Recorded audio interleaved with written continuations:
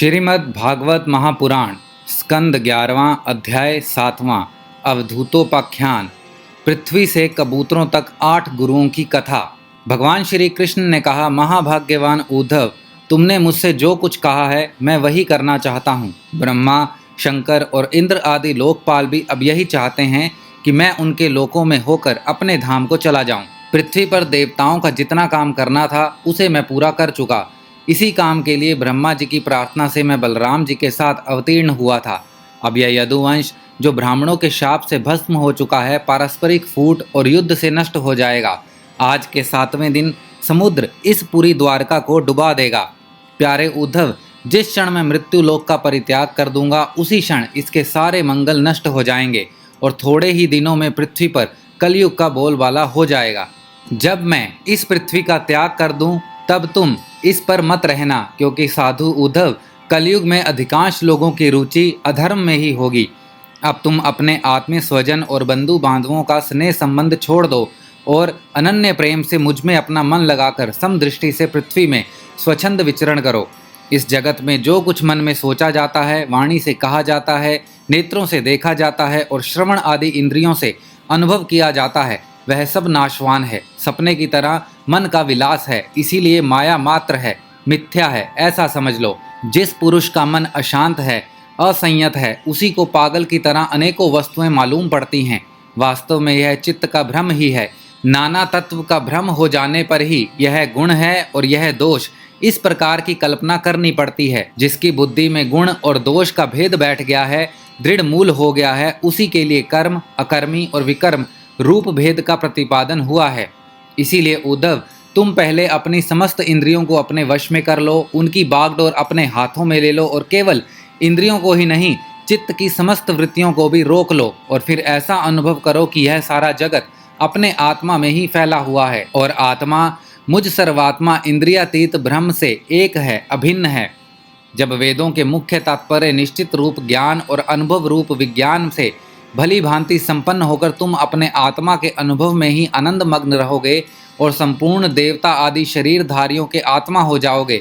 इसीलिए किसी भी विघ्न से तुम पीड़ित नहीं हो सकोगे, क्योंकि उन विघ्नों और विघ्न करने वालों की आत्मा भी तुम ही होंगे। जो पुरुष गुण और दोष बुद्धि से अतीत हो जाता है, वह बालक के समान निषिद्ध कर्म से निवृत्त होता है, परंतु दोष बुद्धि से नहीं। वह विहित कर्म का अनुष्ठान भी करता है, परंतु गुण बुद्धि से नहीं। जिसने श्रुतियों के तात्पर्य का यथार्थ ज्ञान ही नहीं प्राप्त कर लिया, बल्कि उनका साक्षात्कार भी कर लिया और इस प्रकार जो अटल निश्चय से संपन्न हो गया है, वह समस्त प्राणियों का हितैषी सुहृदय होता है और उसकी वृत्तियां सर्वथा शांत रहती हैं। वह समस्त प्रतीयमान विश्व को मेरा ही स्वरूप आत्म स्वरूप देखता है, इसीलिए उसे फिर कभी जन्म मृत्यु के चक्कर में नहीं पड़ना पड़ता। श्री सुखदेव जी कहते हैं, परीक्षित, जब भगवान श्री कृष्ण ने इस प्रकार आदेश दिया, तब भगवान के परम प्रेमी उद्धव जी ने उन्हें प्रणाम करके तत्व ज्ञान की प्राप्ति की इच्छा से यह प्रश्न किया। उद्धव जी ने कहा, भगवन, आप ही समस्त योगियों की गुप्त पूंजी योगों के कारण और योगेश्वर हैं। आप ही समस्त योगों के आधार, उनके कारण और योग स्वरूप भी हैं। आपने मेरे परम कल्याण के लिए उस संन्यास रूप त्याग का उपदेश किया है, परंतु अनंत जो लोग विषयों के चिंतन और सेवन में घुल मिल गए हैं, विषय आत्मा हो गए हैं, उनके लिए विषय भोग और कामनाओं का त्याग अत्यंत कठिन है। सर्वस्वरूप उनमें जो भी लोग आपसे विमुख हैं, उनके लिए तो इस प्रकार का त्याग सर्वथा असंभव ही है, ऐसा मेरा निश्चय है। प्रभो, मैं भी ऐसा ही हूँ। मेरी मति इतनी मूढ़ हो गई है कि यह मैं हूँ, यह मेरा है, इस भाव से मैं आपकी माया के खेल, देह और देह के संबंधी स्त्री, पुत्र, धन आदि में डूब रहा हूँ। अतः भगवान, आपने जिस संन्यास का उपदेश किया है उसका तत्व मुझ सेवक को इस प्रकार समझाइए कि मैं सुगमता पूर्वक उसका साधन कर सकूं। मेरे प्रभु, आप भूत, भविष्य, वर्तमान इन तीनों कालों से आबिद एक रस सत्य हैं। आप दूसरों के द्वारा प्रकाशित नहीं, स्वयं प्रकाश आत्मस्वरूप हैं। प्रभो, मैं समझता हूँ कि मेरे लिए आत्म तत्व का उपदेश करने वाला आपके अतिरिक्त देवताओं में भी कोई नहीं है। ब्रह्मा आदि जितने बड़े बड़े देवता हैं, वे सब शरीर अभिमानी होने के कारण आपकी माया से मोहित हो रहे हैं। उनकी बुद्धि माया के वश में हो गई है। यही कारण है कि वे इंद्रियों के अनुभव किए जाने वाले बाहरी विषयों को सत्य मानते हैं। इसीलिए मुझे तो आप ही उपदेश कीजिए। भगवन, इसी से चारों ओर से दुखों की दावा अग्नि में जलकर और विरक्त होकर मैं आपकी शरण में आया हूँ। आप निर्दोष देश काल से अपरिछिन्न, सर्वज्ञ, सर्वशक्तिमान और अविनाशी वैकुंठ लोक के निवासी एवं नर के नित्य सखा नारायण हैं, अतः आप ही मुझे उपदेश कीजिए। भगवान श्री कृष्ण ने कहा, उद्धव, संसार में जो मनुष्य यह जगत क्या है, इसमें क्या हो रहा है इत्यादि बातों का विचार करने में निपुण है, वे चित्त में भरी हुई अशुभ वासनाओं से अपने आप को स्वयं अपनी विवेक शक्ति से ही प्रायः बचा लेते हैं। समस्त प्राणियों का, विशेषकर मनुष्य का आत्मा अपने हित और अहित का उपदेशक गुरु है, क्योंकि मनुष्य अपने प्रत्यक्ष अनुभव और अनुमान के द्वारा अपने हित अहित का निर्णय करने में पूर्णतः समर्थ है। सांख्य योग विशारद धीर पुरुष इस मनुष्य योनि में इंद्रिय शक्ति, मन शक्ति आदि के आश्रयभूत मुझ आत्म तत्व को पूर्णतः प्रकट रूप से साक्षात्कार कर लेते हैं। मैंने एक पैर वाले, दो पैर वाले, तीन पैर वाले, चार पैर वाले, चार से अधिक पैर वाले और बिन पैर के इत्यादि अनेक प्रकार के शरीरों का निर्माण किया है। उनमें मुझे सबसे अधिक प्रिय मनुष्य का ही शरीर है। इस मनुष्य शरीर में एकाग्रचित तीक्ष्ण बुद्धि, पुरुष बुद्धि आदि ग्रहण किए जाने वाले हेतुओं से, जिनसे कि अनुमान भी होता है, अनुमान से अग्रह अर्थात अहंकार आदि विषयों से भिन्न मुझ सर्व प्रवर्तक ईश्वर को साक्षात अनुभव करते हैं। इस विषय में महात्मा लोग एक प्राचीन इतिहास कहा करते हैं। वह इतिहास परम तेजस्वी अवधूत दत्तात्रेय और राजा यदु के संवाद के रूप में है। एक बार धर्म के मर्मज्ञ राजा यदु ने देखा कि एक त्रिकालदर्शी तरुण अवधूत ब्राह्मण निर्भय विचर रहे हैं। तब उन्होंने उनसे यह प्रश्न किया। राजा यदु ने पूछा, ब्राह्मण, आप तो कर्म करते नहीं, फिर आपको यह अत्यंत निपुण बुद्धि कहाँ से प्राप्त हुई, जिसका आश्रय लेकर आप परम विद्वान होने पर भी बालक के समान संसार में विचरते रहते हैं। ऐसा देखा जाता है कि मनुष्य आयु, यश और सौंदर्य संपत्ति आदि की अभिलाषा लेकर ही धर्म, अर्थ, काम अथवा तत्व जिज्ञासा में प्रवृत्त होते हैं। अकारण कहीं किसी की प्रवृत्ति नहीं देखी जाती। मैं देख रहा हूँ कि आप कर्म करने में समर्थ, विद्वान और निपुण हैं। आपका भाग्य और सौंदर्य भी प्रशंसनीय है। आपकी वाणी से तो मानो अमृत टपक रहा है, फिर भी आप जड़, उन्मत्त अथवा पिशाच के समान रहते हैं। ना तो कुछ करते हैं और ना चाहते ही हैं।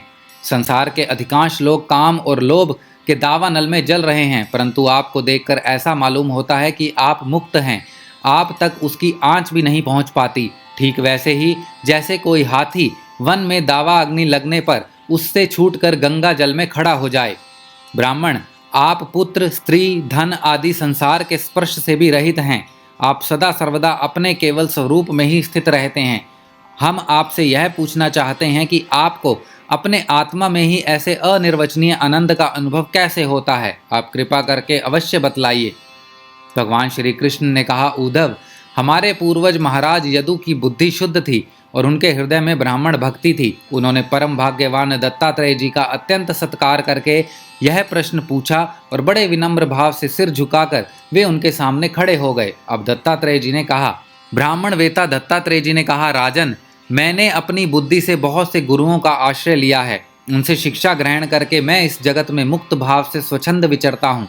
तुम उन गुरुओं के नाम और उनसे ग्रहण की हुई शिक्षा सुनो। मेरे गुरुओं के नाम हैं पृथ्वी, वायु, आकाश, जल, अग्नि, चंद्रमा, सूर्य, कबूतर, अजगर, समुद्र, पतंग, भौरा या मधुमक्खी, हाथी, शहद निकालने वाला, हरिण, मछली, पिंगला, वैश्या, करर पक्षी, बालक, कुंवारी कन्या, बाण बनाने वाला, सर्प, मकड़ी और भंगी कीट। राजन, मैंने इन 24 गुरुओं का आश्रय लिया है और इन्हीं के आचरण से इस लोक में अपने लिए शिक्षा ग्रहण की है। वीरवर ययाति नंदन, मैंने जिससे जिस प्रकार जो कुछ सीखा वह सब ज्यों का त्यों तुमसे कहता हूँ। सुनो, मैंने पृथ्वी से उसके धैर्य की, क्षमा की शिक्षा ली है। लोग पृथ्वी पर कितना आघात और क्या क्या उत्पात नहीं करते, परंतु वह ना तो किसी से बदला लेती है और ना रोती चिल्लाती है। संसार के सभी प्राणी अपने अपने प्रारब्ध के अनुसार चेष्टा कर रहे हैं। वे समय समय पर भिन्न भिन्न प्रकार से जान या अनजान में आक्रमण कर बैठते हैं। धीर पुरुष को चाहिए कि उनकी विवशता समझे, ना तो अपना धीरज खोवे और ना क्रोध करे, अपने मार्ग पर ज्यों का त्यों चलता रहे।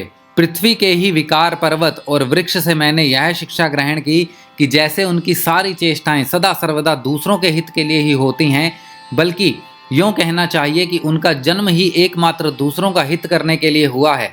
साधु पुरुष को चाहिए कि वे उनकी शिष्यता स्वीकार करके उनसे परोपकार की शिक्षा ग्रहण करें।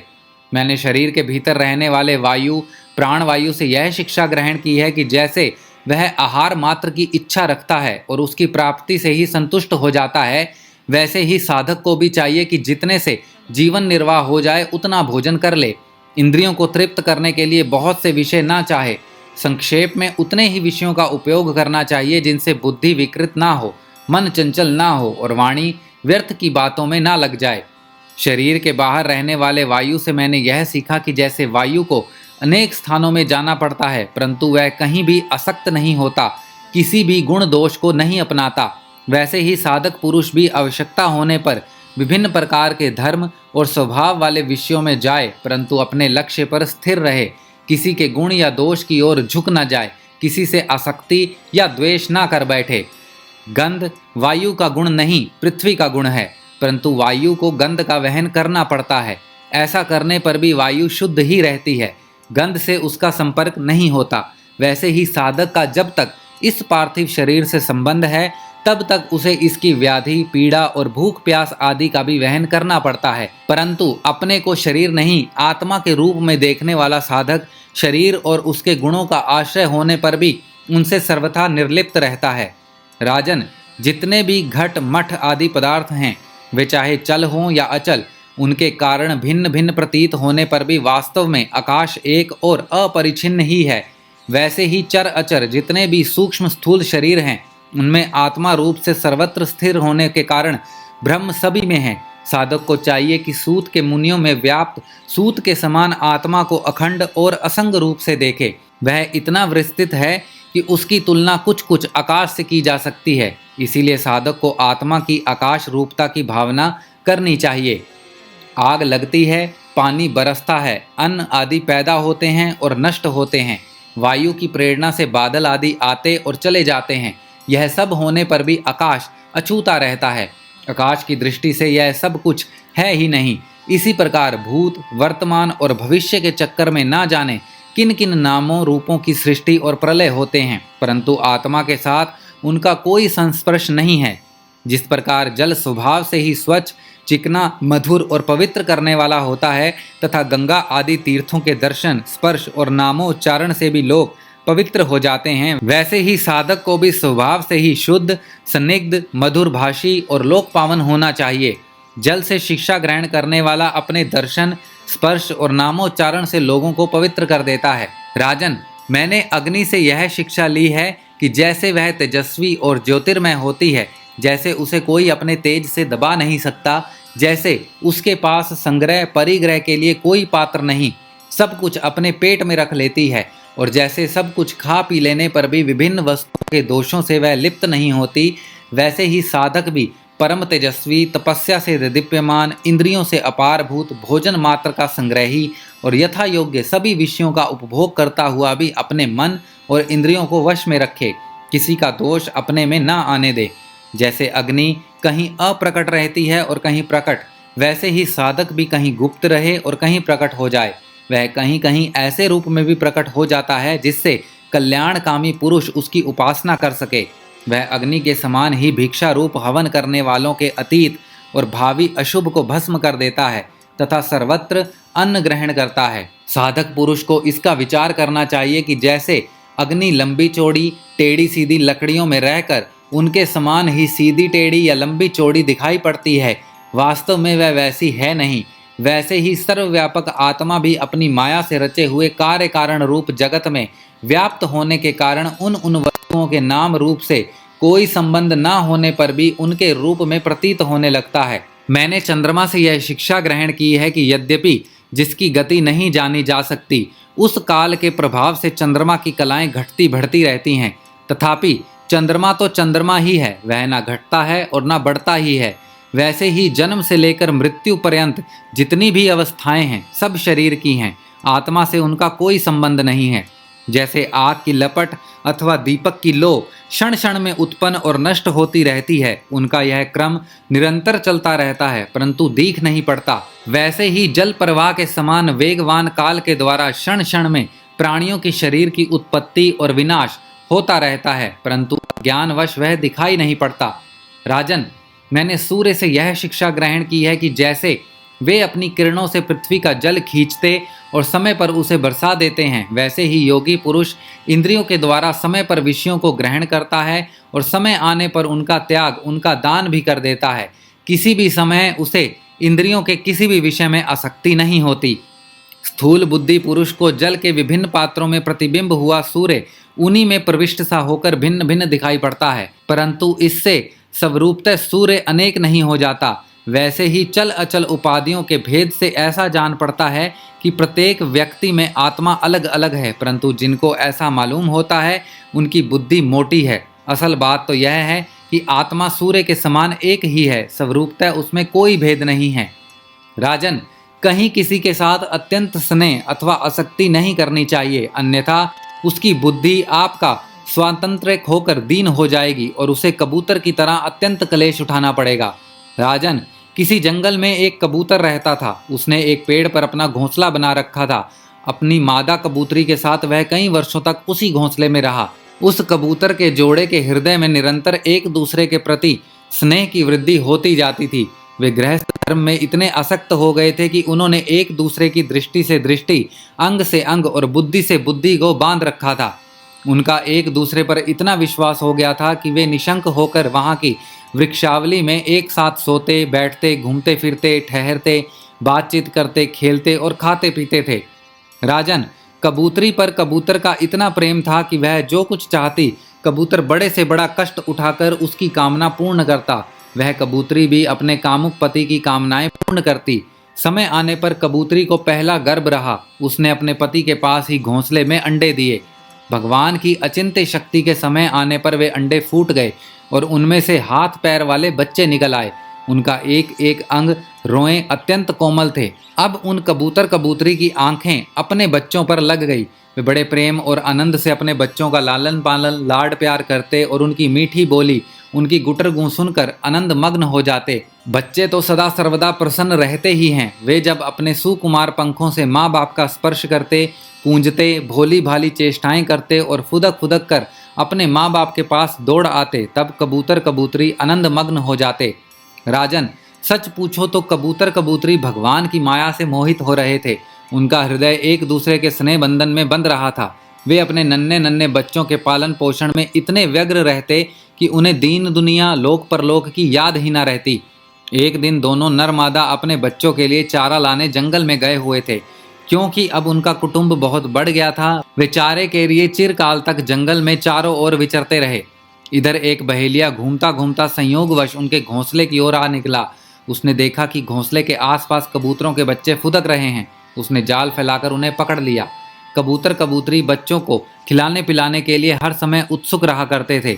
अब वे चारा लेकर अपने घोंसले के पास आए। कबूतरी ने देखा कि उनके नन्हे नन्हे बच्चे अपने हृदय के टुकड़े जाल में फंसे हुए हैं और दुख से चें चें कर रहे हैं। उन्हें ऐसी स्थिति में देखकर कबूतरी के दुख की सीमा न रही। वह रोती चिल्लाती उनके पास दौड़ाई। भगवान की माया से उसका चित्त अत्यंत दीन दुखी हो रहा था। वह उमड़ते हुए स्नेह की रस्सी से जकड़ी हुई थी। अपने बच्चों को जाल में फंसा देखकर उसे अपने शरीर की भी सुध बुध ना रही और वह स्वयं ही जाकर जाल में फंस गई। जब कबूतर ने देखा कि मेरे प्राणों से भी प्यारे बच्चे जाल में फंस गए और मेरी प्राण प्रिया पत्नी भी उसी दशा में पहुंच गई, तब वह अत्यंत दुखित होकर विलाप करने लगा। सचमुच उस समय उसकी दशा अत्यंत दयनीय थी। मैं अभागा हूँ, दुर्मति हूँ। हाय हाय, मेरा तो सत्यानाश हो गया। देखो, ना मुझे अभी तृप्ति हुई और ना मेरी आशाएं ही पूरी हुई। तब तक मेरा धर्म, अर्थ और काम का मूल यह गृहस्थ आश्रम ही नष्ट हो गया। मेरी प्राण प्यारी मुझे ही अपना इष्ट देव समझती थी। मेरी एक एक बात मानती थी, मेरे इशारे पर नाचती थी, सब तरह से मेरे योग्य थी। आज वह मुझे सूने घर में छोड़कर हमारे सीधे साधे निश्चल बच्चों के साथ स्वर्ग सिधार रही है। मेरे बच्चे मर गए, मेरी पत्नी जाती रही। मेरा अब संसार में क्या काम है? मुझ दीन का यह विधुर जीवन, बिना गृहिणी का जीवन, जलन का, व्यथा का जीवन है। अब मैं इस सूने घर में किसके लिए जीऊं? राजन, कबूतर के बच्चे जाल में फंसकर तड़फड़ा रहे थे। स्पष्ट दिख रहा था कि वे मौत के पंजे में हैं, परंतु वह मूर्ख कबूतर यह सब देखते हुए भी इतना दीन हो रहा था कि स्वयं जानबूझकर जाल में कूद पड़ा। राजन, वह बहेलिया बड़ा क्रूर था। गृहस्थ आश्रमी कबूतर कबूतरी और उनके बच्चों के मिल जाने पर उसे बड़ी प्रसन्नता हुई। उसने समझा मेरा काम बन गया और वह उन्हें लेकर चलता बना। जो कुटुंबी है, विषयों और लोगों के संग साथ से ही जिसे सुख मिलता है एवं अपने कुटुंब के भरण पोषण में ही जो सारी सुध बुध खो बैठता है, उसे कभी शांति नहीं मिल सकती। वह उसी कबूतर के समान अपने कुटुंब के साथ कष्ट पाता है। यह मनुष्य शरीर मुक्ति का खुला हुआ द्वार है। इसे पाकर भी जो कबूतर की तरह अपनी घर गृहस्थी में ही फंसा हुआ है, वह बहुत ऊंचे तक चढ़कर गिर रहा है। शास्त्र की भाषा में वह आरूढ़ चेयुत है। श्रीमद् भागवत महापुराण स्कंद 11वां अध्याय 7वां समाप्त।